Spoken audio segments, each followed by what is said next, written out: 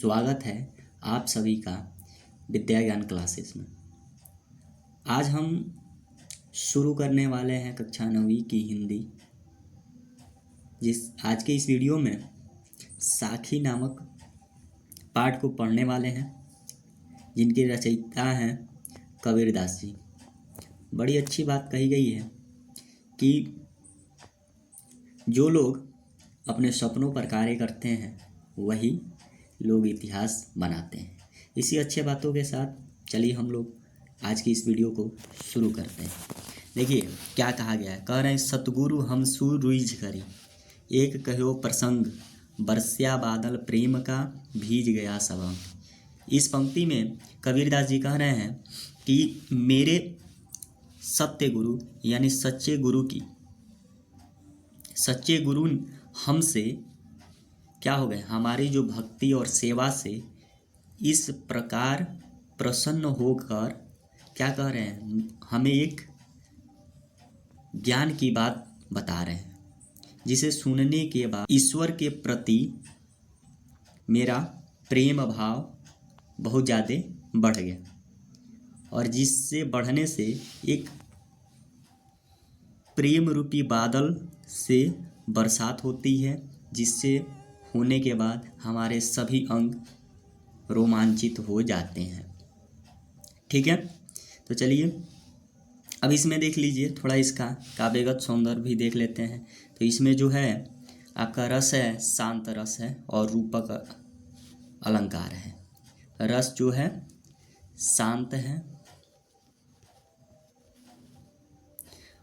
और रूपक अलंकार है, और इसमें जो छंद है आपका दोहा है। ठीक है, तो चलिए आगे बढ़ते हैं। अगले पंक्ति में कबीरदास जी कह रहे हैं कि राम नाम के पट तरे, देवे को कुछ नाही, क्याले गुरु संतोष ये, हौस रही मनवा।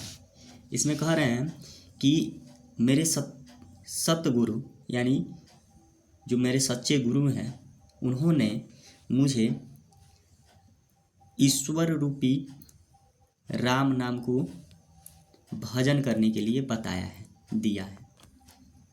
इसके बदले में, पट तरे का मतलब इसके बदले में मुझे अपने उस गुरु को, सच्चे गुरु को दक्षिणा के रूप में कुछ भी देने के लिए नहीं है।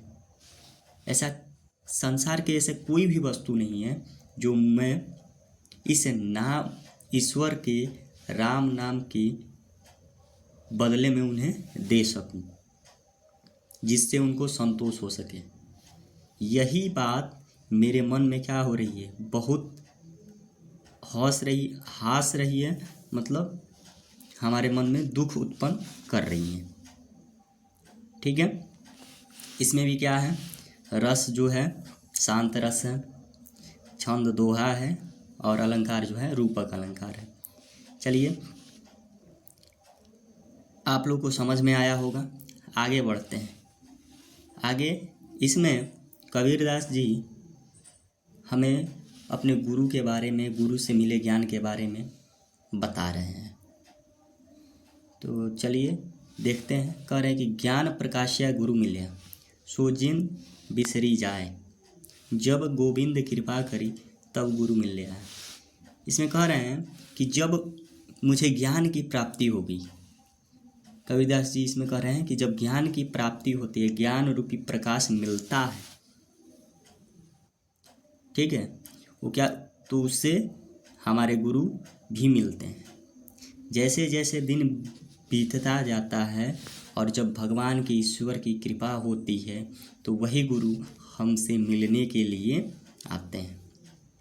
ठीक है, आशा करते हैं इसके व्याख्या भी आपको समझ में आया होगा।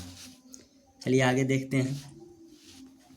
आगे कहा जा रहा है कि माया दीपक नर पतंग, भ्रमी भ्रमी इवे परंत, कहे कबीर गुरु ज्ञान थे एक आधा उपरंत। कह रहे हैं कि ये जो संसार है, ठीक है, ये जो हमारा संसार है, ये क्या है, एक माया के दीपक के समान है। जिसमें नर मतलब मनुष्य रूपी पतंगा जो है बार बार इसमें क्या हो जा रहे हैं, पड़ते जा रहे हैं, फंसते जा रहे हैं। ठीक है, ये जितने भी हमारे संसार हैं, ये मोह माया, ये सब क्या है, एक माया के दीपक के समान है और मनुष्य जो है एक पतंगे के समान है।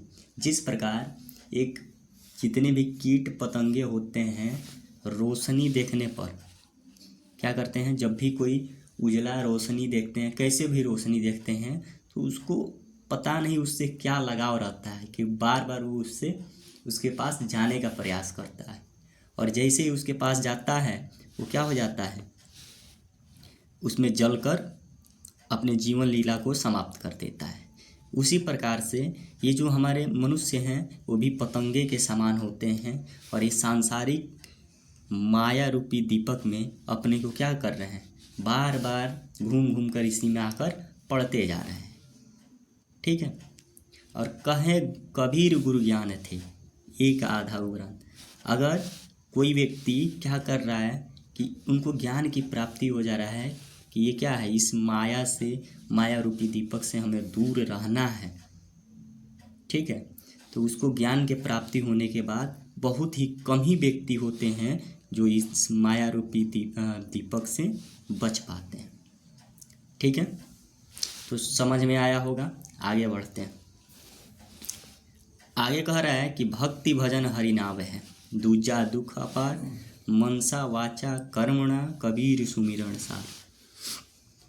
इसमें कबीर दास जी कह रहे हैं कि जो ईश्वर का भक्ति करना, भगवान की भक्ति करना, एक नाव के समान है।